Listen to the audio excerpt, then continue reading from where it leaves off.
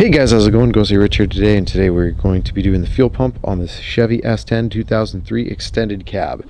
So first thing you're going to want to do, just so we can take some of the pressure off of our fuel lines, is unscrew and take off your fuse box right here. And then right here, if I'm looking at this correctly, which I am, this gray one is your relay. So what you need to do is pull it and go ahead and try and start the vehicle. It's going to burn off the fuel that's in the line that's in there right now. Otherwise, if it's under pressure and we do anything, it's going to spray everywhere and make a mess. So after you've pulled this, go ahead and try and start your vehicle. It might start for a second and sputter, and it should turn right off.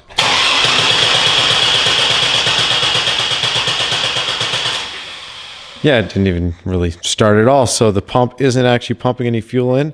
It's just going to try and burn off what's ever in there, and that's it. And as we can tell, it's not starting, so that's because it's not getting any fuel. Depending on the shape of yours, you can just pick it up from the hitch and throw a couple jack stands under the axle there and make sure it's sitting on the jack stands on the axle. Just like that, either side of the shock. All right, we'll just come down and go onto the tubes. Just like that. Make sure it's sitting on the jack stand. If you want to, you can leave the jack in place just as a security measure if you really want to. Do whatever you do not leave it on the jack with it not sitting on the jack stands. If you rock anything and this thing falls on you, nothing really needs to be said, but it's not going to be fun.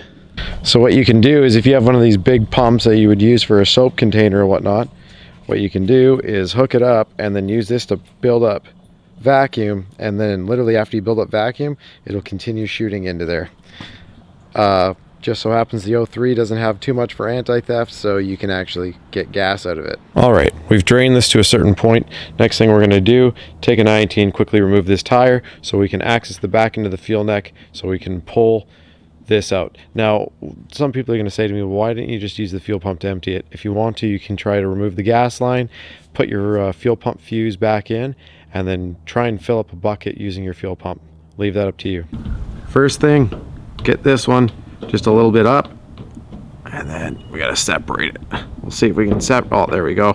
This is why you always buy the big thick edged ones, because if you buy the cheap ones, it'll slip out. Put that onto the ground. We'll see what torques it is. Not these two. These two are for the fuel door. This one right here is going to be for the plastic piece right in here. So I took out the T30 here, that push pin there, and then this one would have been a T30 as well, but it had some age and it must have snapped off. So we took off the bolt off that strap, and then we took the bolt off this strap, and unfortunately on these straps, the one in the back is very easy. As you can see, I'm holding it with the jack, the tank that is. That bolt snapped. It's all right. We're going to replace it. And then this bolt right here also snapped, because it's to be expected. This truck is so old now that these bolts are old and gone. I've taken one out here. We've got one more to take out here. To do that, we have to go to the e-brake area right here. You have to compress the little tabs right here. You can see them. So you press them in with a pair of pliers, slide your e-brake cable out so you can get at it. Again, there's other ways of doing it, but this is the best way to do it, to get at that one. You can try and get it with a box wrench. Good luck. You have to sink one in. What I did is one at a time. Sink it in with the tool. Then after you squish this one through on an angle, then you squish the next one through, then the next one through. Ignore the fact that this e-brake line is basically kaput, because, well, that happened at a previous time. So right here, I had to disconnect this hose or pull it off of the edge of the gas tank. After you do that, like I said, you just have to pull 1, 2, 3, 4 in total bolts. And that little piece that's sitting on the frame, when you jack it up a little bit, you can wiggle it out and drop the whole tank. It's once you've done that and the tank's down here, you can go ahead, go over. I'm going to go to the other side and we can swap out the fuel pump. Well, the tank is sitting right here. Hope you guys can appreciate this. This is a contortionist act. Lift, pull that wire out. Lift this one, pull that wire out. Put them off to the side. That's your tank. One's right there. These ones are press-ins. You have to press the inside, push forward, press, and then pull out, and they will release. They are not easy and you want to be careful because if you break them, then, well, you get to cry.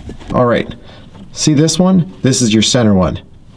I know it's going to be hard for you to see. There's no way to get light in here, but what you have to do with the middle one is separate it.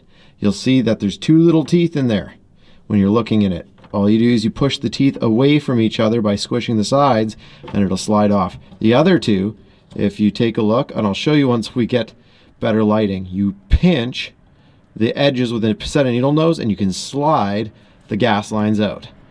And that's the two outside ones. Waiting for it to focus. Okay, you see what I've got is the needle nose like this. The reason why the needle nose are like this, there's a little plastic clip you'll see that is off to the side of the tank. That is right here. You have to hold it with a set of needle nose or a flat blade. You'll see, if not, it locks in a tooth. If you don't wedge something in here, it won't work. Give me 1 sec, I'm gonna wedge something in here and show you. All right, this is on the side of the fuel pump. See how there's a little tooth right there in the center of the image? You need to wedge that pair of pliers to keep that tooth from engaging on the metal ring. Why? Because we're gonna start tapping it back here, and see how there's this tooth right here? Let's see if I can get a good shot of it. See how there's a tooth and there's an opening there? You're gonna knock that ring so it slides along the tooth so you can lift the ring up. That is a lock tooth kind of ring right there. So like I said, you have to tap it till it slides, but that tooth right over there that I've got the light on, you have to make sure that you wedge something in there so that tooth is disengaged. Compress these, then you can slide those off. This one, remember the middle one, you have the two teeth which you'll see. You have to squeeze the opposing sides so the teeth open up to come out and from around. From these, we can now, we'll kind of carefully move these off and put them on to the other pump. Expect fuel in here, you're gonna make a bit of a mess. It's just the way it is. That ring I was trying to show you in there, I'm really doubting that it's gonna show you very much. But right here, you'll see that tooth that's, like I said, it's a plastic piece on the side of the tank and it's locking it in. What you have to do is just compress it, and then what you do is you put a flat blade on an angle right here and knock it with a mallet and it'll get past it. You'll see that the teeth that are over here will slide over here on both sides, and actually the pump, because it's spring, it will go flip and flip it open on you. So once you have that, we can just leave that ring over there, but that is how that hooks in.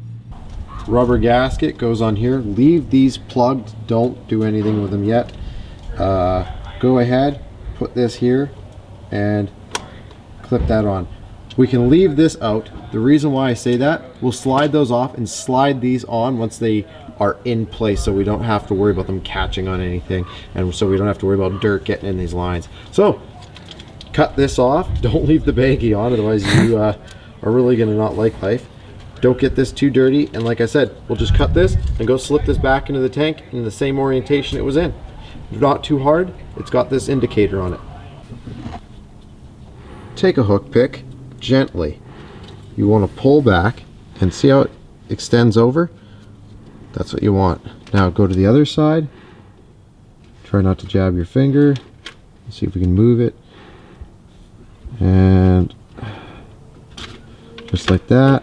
And now we work it over. Do not just try to do it without a hook tool, because you could damage the line and that would be bad. The big, this green one goes on the big one, and this one goes on the smaller one. I think it's 5/8 and 3/4 probably, or 5/8 and 3/8, but either way, just make sure you, like I said, green one goes on the big one. All right, so we're wiring up the new pump. You'll notice that the colors are the exact same. Black, white goes to black, white, black goes to black, gray goes to gray, and purple goes to purple. Now, you'll notice that there are some butt connectors here. That there are two red ones and two blues. The blues go on the gray and the big black. So the big gray and the big black, those are your pump wires, and that's what powers them, so they need more power. What I usually like to do is, if you see that line right there, cut these so it's under that line. That way you know, you come through here, it sits flush, you come along, take your crimper and sink it in a little bit there. I'm going to do it right there and right there. Perfect. Now pull on it and it shouldn't move. Give it a good pull test, because you don't want to put this all back together just to see that this has failed. You'll see that I always start long and then I cut it to length. So right there, now I'll come along, take about that much off, and that should be pretty much near. Let's see if it sits flush. Yep, right about there. And go ahead and crimp it. So just do that to all your wires. Forgot to mention, this is for the square connector. Do not, even though the new one is elongated, do not cut the 3-pin, cut the 4-pin. After you're done, they give you, especially with this pump anyway, they give you heat shrink crimp connects. So all you do afterwards is go ahead and heat it up and keep the lighter moving. Keep the wire moving if possible. And as you move it, it'll shrink up around the wire, creating a water barrier so it doesn't corrode your wires. Really important. There. And that's what it'll look like afterwards. Well, there we go. We got our new ones all put on. I left a service loop on here, but again, you can always cut and keep it shrunk up if you'd like. And that is basically it. From here, I'm just going to tuck it in, and we're going to do this last portion reverse. Plug these last two in, and then we'll bring the tank up. Once the tank's halfway up, plug in your 2 plugs, plug in your fuel lines, and that's it. I mean, there's no real need to show you how to do this in reverse unless you really need it, but all you're gonna have to do is put that strap around. What I'll do is, if I see anything that I think will be really helpful, I'll show you as we go. This will give you guys a good laugh. I have these left over from some old bumpers that I took off. So I ended up using a die grinder, cleaning it up, and it actually slipped up in the frame. And see those 21mm bolts? Well, that actually went in there. So after I die grinded this, it slipped into the spot where that strap would be. So let's show you what it looks like after. Take a look at that. So in the triangle, I made it slip up over, and then I threaded the bolt into it, and the frame won't let it turn. So by doing so, I just made that thing structurally sound. It will never come down again. Oh, we buttoned it up pretty much super easy, right? Line up your fill neck again, put the screws in here. After you put your screw there, and then push pin in here. And yeah, go ahead, Kevin, and start her up.